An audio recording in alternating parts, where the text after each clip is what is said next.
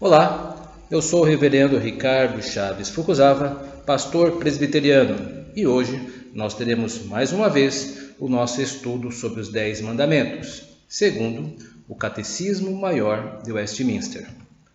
Hoje que eu me refiro, dia 13 de maio de 2020, é o nosso 8º estudo online, e o assunto é Sexto Mandamento. Este assunto está contido nas perguntas de número 134 até número 136 do nosso Catecismo Maior de Westminster. Vamos começar pela pergunta de número 134. Qual é o sexto mandamento? O sexto mandamento é: não matarás. Vamos destacar o texto bíblico desta redação, que é: não matarás. Esse texto se encontra em Êxodo capítulo 20, verso 13. Não matarás. Vamos dar uma olhada num assunto importante acerca disso, que são as possíveis traduções deste mandamento. Devemos lembrar que estamos trabalhando com traduções. O texto foi escrito originalmente em outro idioma, o hebraico. Nós temos aqui a maneira como é construído o texto em hebraico acerca do não matarás. Nós temos aqui duas partículas, dois termos, o ló, que é o não, e o tiretzar, provavelmente uma pronúncia um pouco mais gutural, arrastada, mas é a mais próxima, que significa não matarás, os dois termos juntos. Devemos lembrar que o hebraico se escreve da direita para a esquerda, diferente da língua portuguesa, que escreve do lado esquerdo para o lado direito. Então, a tradução possível pode ser: não assassinarás ou não matarás. As duas traduções são possíveis. Mas a maioria das equipes tradutoras escolhem não matarás. Escolhem essa que está aí em amarelo no seu visor. Ao lidarmos com traduções, devemos lembrar que não existem termos que sejam plenamente correspondentes entre duas línguas. Digo isso porque sempre existem alguns experts que, por lerem um dicionário de hebraico, creem que pela palavra estar dicionarizada, tudo está resolvido. Isto é simplismo, no mínimo.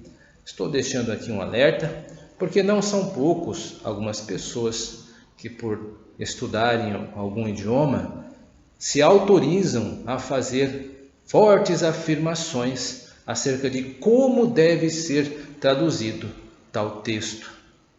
Ora, sempre devemos ouvir isso com cautela, porque traduções não funcionam como matemática, como 2 mais 2 igual a 4.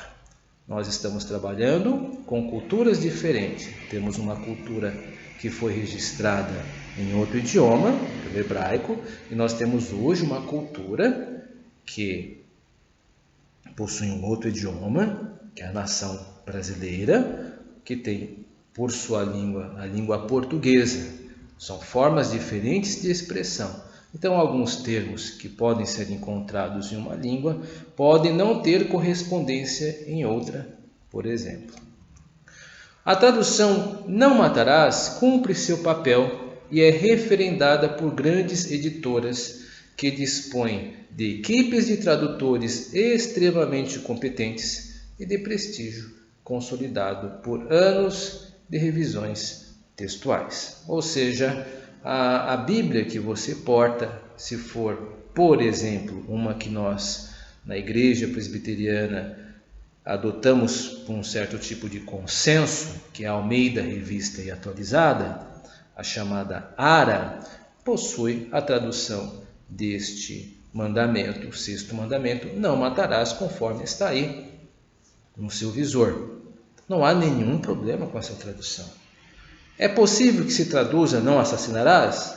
Sim. E aí nós vamos entrar numa outra discussão que não cabe necessariamente agora, mas é bom deixar isso claro. Esteja advertido e advertido contra sabichões, principalmente da internet, que por terem um dicionário na mão, acham que resolveram todos os problemas com uma tradução, sendo que nem a formação de tradutores foram alunos. Portanto, muito cuidado. Fiquemos com aquilo que já está certo. Não matarás. Pergunta de número 135. Quais são os deveres exigidos no sexto mandamento? Os deveres exigidos no sexto mandamento são todo cuidado e todos os esforços legítimos para preservar a nossa vida e a de outros. A resistência a todos os pensamentos e propósitos, com o controle de todas as paixões, e o evitar de todas as ocasiões, tentações e práticas que tendem a tirar injustamente a vida de alguém por meio de justa defesa dela contra a violência, por paciência em suportar a mão de Deus. Sossego de espírito, alegria de coração e uso sóbrio da comida, da bebida, de remédios, do sono, do trabalho e dos recreios, por pensamentos caridosos, amor, compaixão, mansidão, benignidade, bondade, comportamento e palavras pacíficas, brandas e corteses, a longanimidade, prontidão para reconciliar, suportando pacientemente e perdoando injúrias, dando bem por mal, confortando e socorrendo os aflitos, e protegendo e defendendo os inocentes. Na primeira leitura desse texto e resposta à nossa pergunta que estamos estudando, já percebemos que a interpretação do Catecismo Maior de Westminster não se prende apenas no literal. Expande a ideia de vida à sua completude e não simplesmente ao ato pontual de se tirar uma vida. O que significa isso? Significa que a interpretação do Catecismo Maior do sexto mandamento, não matarás, não se limita a tirar a vida de alguém propriamente dito. Ela expande a ideia, entendendo a vida como algo muito maior do que simplesmente algo pontual. A vida ela está ocorrendo agora e o sexto mandamento incorre em preservar esta vida. Vemos isso no texto. Por exemplo, aqui que está em destaque. Todo cuidado e todos os esforços legítimos para preservar a nossa vida e a vida dos outros. Ou seja, o sexto mandamento, não matarás, se traduz em cuidado e esforço em preservação da vida, tanto nossa quanto dos outros. Ou seja, a interpretação do catecismo não vai em direção do literalismo, de simplesmente alguém dizer assim: eu estou respeitando o sexto mandamento porque eu não matei ninguém. Essa pessoa não está respeitando o sexto mandamento se ela não promove a vida. Este é o entendimento do Catecismo Maior de Westminster.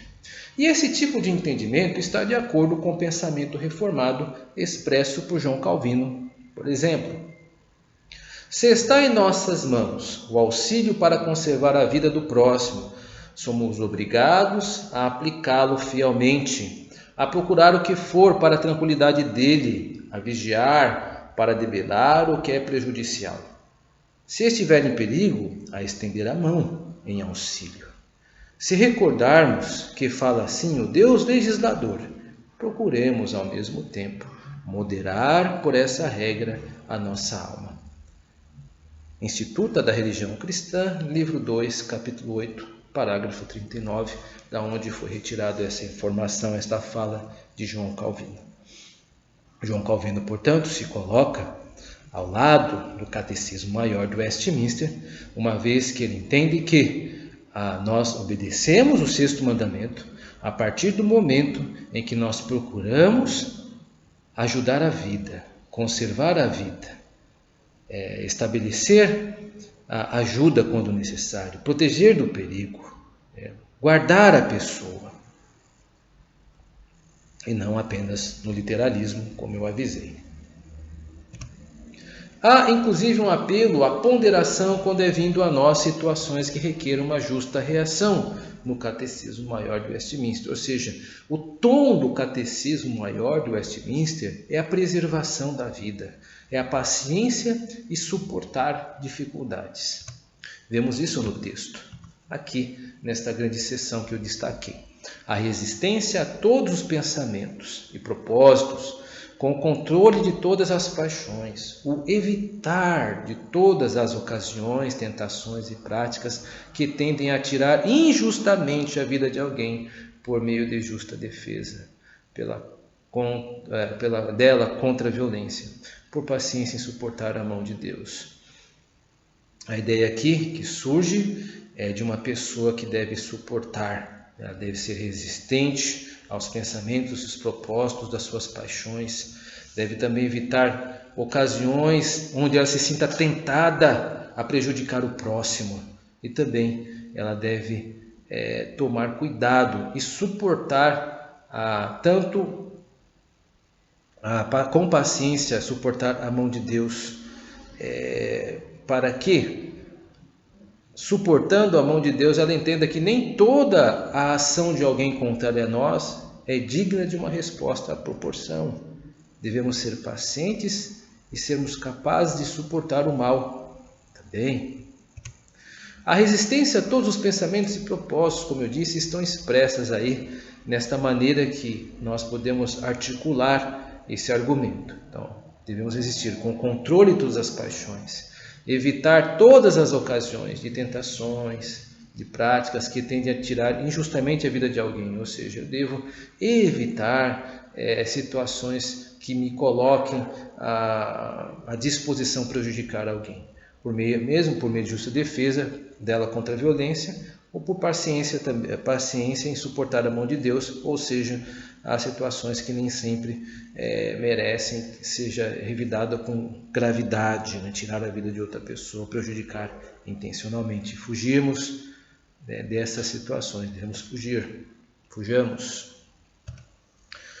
E também nós vemos nessa parte, né, a longanimidade e prontidão para reconciliar, suportando pacientemente e perdoando injúrias, dando bem por mal, confortando e socorrendo os aflitos e protegendo e defendendo os inocentes. Ou seja, o Catecismo Maior de Westminster, portanto, interpreta o sexto mandamento, apontando para uma disposição da moderação contra o estímulo à rivalidade vingativa, ou seja, nem tudo requer aí uma resposta agressiva, bélica, uma resposta descompassada, e aí tantos adjetivos que podem ser utilizados para classificar excessos. Nós devemos suportar com paciência algumas questões, devemos perdoar injúrias, se nos tratarem mal, devemos tratar com bem, devemos confortar e socorrer. Este é o caráter daqueles que seguem a Jesus Cristo. Pergunta de número 136. Quais são os pecados proibidos no sexto mandamento? Então aí, a redação de resposta. Os pecados proibidos no sexto mandamento são tirar a nossa vida ou a de outrem, exceto no caso de justiça pública, guerra legítima ou defesa necessária. A negligência ou retirada dos meios lícitos ou necessários para a preservação da vida. A raiva pecaminosa, o ódio, a inveja, o desejo de vingança, todas as paixões excessivas e os cuidados demasiados. O uso imoderado da comida, bebida, trabalho e recreios. As palavras provocadoras, a opressão, a contenda, os espancamentos, os ferimentos e tudo que tende à destruição da vida de outrem. Vamos olhar nesse texto que foi lido as exceções apontadas pelo Catecismo Maior de Westminster. Vamos primeiro vê-las no texto. Então, as exceções são 3 casos. Primeiro, no caso de justiça pública. Segundo, guerra legítima. E terceiro, defesa necessária. Veremos explicar para cada caso há uma fundamentação bíblica. Primeiro, em caso de justiça pública, isso refere-se à pena capital, ou seja, a pena de morte. Há vários textos bíblicos onde existe o registro da ocorrência desse tipo de penalidade. Qual penalidade? A pena de morte. Por exemplo, em Gênesis capítulo 9, verso 6. Se alguém derramar sangue, seu sangue será derramado. Então há um texto bíblico que registra a justificação da pena capital caso alguém tenha assassinado outra pessoa. Isso já no livro de Gênesis, no capítulo 9, verso 6. Em Romanos, capítulo 13, verso 4, encontramos também o seguinte entendimento. As autoridades possuem a espada, né? Em vez do E ali, é um A, possuem a espada. Ou seja, as autoridades elas podem aplicar a pena capital, segundo a leitura do apóstolo Paulo no registro de Romanos, capítulo 13, verso 4. Portanto, a pena de morte não fere o entendimento do sexto mandamento, não matarás. Ela entra no que o Catecismo Maior de Westminster lê como exceção. O Estado ele tem a autoridade para tirar vida, se necessário for, se o seu sistema de retribuição penal tiver este enquadramento. Ponto. É isso que o texto bíblico diz. Abre parênteses. Então nós devemos hoje ter pena de morte? Fecha parênteses. Esta pergunta ela não tem aplicação necessariamente agora.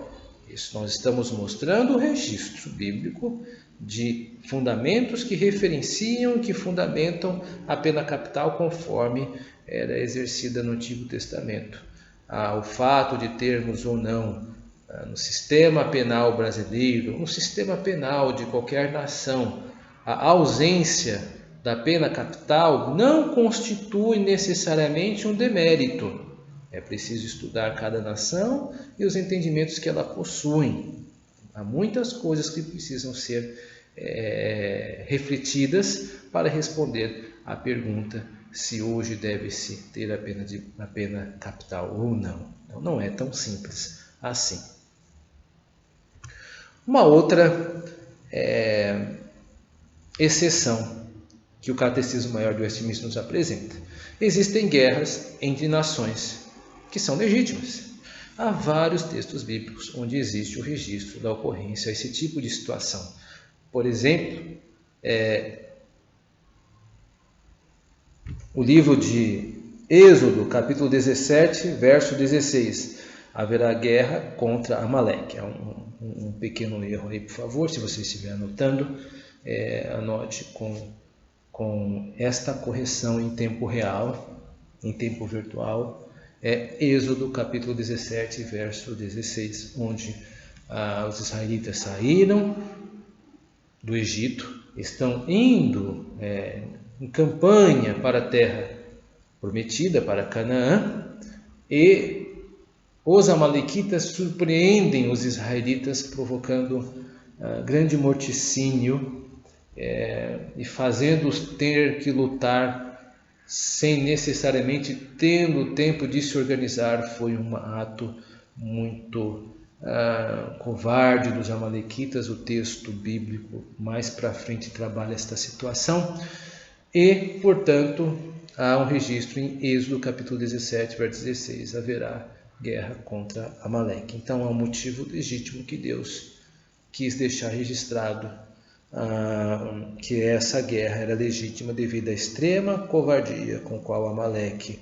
sobreveio sobre os israelitas. E a terceira exceção, defesa necessária. Destaca um texto bíblico onde existe o registro da ocorrência desse tipo de situação, aí sim, Êxodo capítulo 22, verso 2 a 3. Se alguém matar uma pessoa que invadiu sua propriedade à noite, não será tido por culpado. Se matar de dia, sim. Este é o entendimento do versículo 22, verso 2 a 3, onde o legislador, Moisés, faz esta exceção, ou seja, se acaso alguém entrar na propriedade à noite e você, proprietário, não ver outra possibilidade senão tirar a vida dessa pessoa, você não será culpado por isso. Entretanto, se essa pessoa invadir sua propriedade durante o dia, será culpado por tirar a vida dessa pessoa. Então há uma exceção aqui. Entende que uma defesa necessária na escuridão justifica a tirar a vida de outra pessoa, se necessário for. Olhando o espírito dos elementos que são elencados pelo Catecismo Maior de Westminster, por espírito quer dizer o tom, a maneira como foi organizado ou a redação do Catecismo Maior de Westminster nessa resposta aqui, nós vemos alguns destaques como a raiva pecaminosa e o ódio. É interessante notar a questão da fundamentação bíblica. Todo aquele que odeia seu irmão é assassino, como diz em 1 João capítulo 3, verso 15. Ou seja, o fato de eu não consumar o assassinato não me torna inocente dele diante de Deus. Ou seja, eu posso até não materializar a morte de alguém, mas o fato de desejá-la me torna culpado diante de Deus. Lutero expressa muito isso, Esse tipo de entendimento está de acordo com o pensamento de Martinho Lutero, expresso em seu Catecismo Maior. Diz Lutero: agora acontece que isso inere por natureza e é prática geral, ninguém estar disposto a suportar injúrias de outrem. Lutero sabiamente toca numa questão importante. Há muita pouca paciência em suportar as injúrias de outras pessoas. Isto é da natureza de todos. Esse é o retrato da disposição da queda nos corações de todos os homens e mulheres, sem exceção. Você que está me ouvindo, você também se enquadra nisso, tanto quanto eu que estou falando. Nós temos muito pouca paciência para suportar injúrias. Esta é uma inclinação do nosso coração mau. Por isso Deus quer afastar a raiz e a fonte, porque o coração é exacerbado contra o próximo.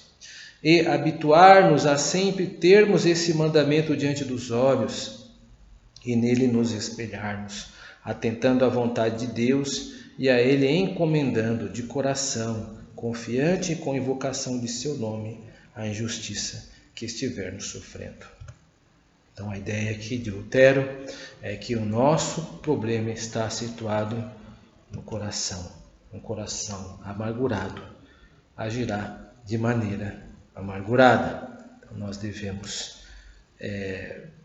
ter esse mandamento sempre diante dos olhos, para que nós não venhamos a tomar atitudes que possam ser classificadas por Deus como quebra do 6º mandamento. Considerações até aqui. Não matar não deve ser tomado apenas como uma ordem literal e pontual. Creio que isso deve ter ficado claro. Ou seja, o fato de alguém não ter matado outra pessoa, não ter executado o assassinato, não a torna indesculpável ante a exigência do 6º mandamento.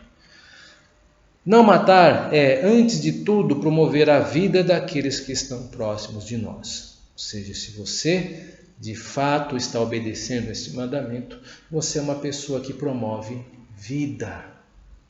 Não matar é promover a vida dos outros e ser um promotor do amor, que é paciente e perdoador.